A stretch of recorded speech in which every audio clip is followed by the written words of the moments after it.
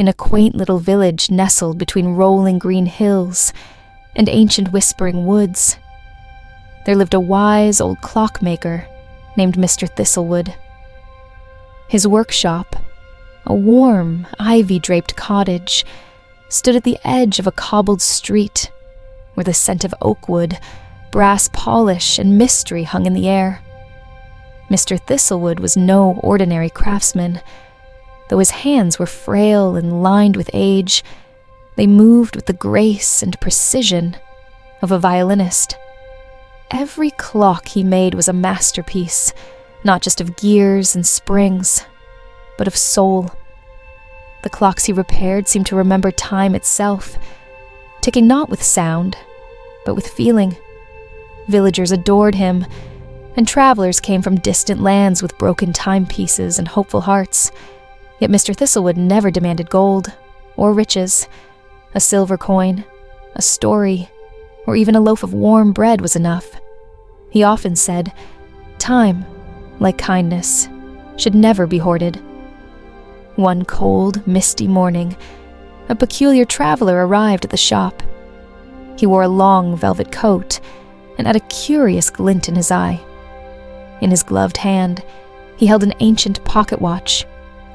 It was ornately carved, adorned with unfamiliar symbols, and a tiny gemstone that shimmered with shifting colors.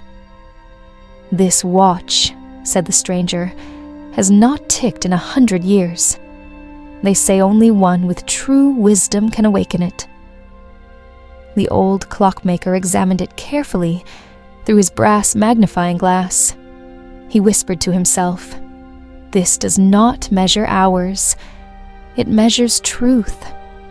For 3 days and nights, Mr. Thistlewood toiled in silence. He polished its gears with lavender oil, tuned its springs with delicate touch, and hummed forgotten lullabies as he worked. On the dawn of the 4th day, the watch finally ticked, soft, gentle, and alive. The traveler smiled, a tear glistening in his eye. "You have done what no one else could. You've brought back not just time, but something more precious." He handed Mr. Thistlewood a single gold feather and vanished into the mist, leaving only a faint fragrance of thyme and lavender. From that day forward, the clockmaker's shop was found empty, though untouched. But every midnight, the great bell tower in the village, the one he had lovingly repaired, sang a new melody, soft and haunting. Those who listened swore they heard stories in the chimes of lost love, second chances, and the silent magic of time. Moral of the story: true craftsmanship lies not in tools, but in patience, wisdom, and heart.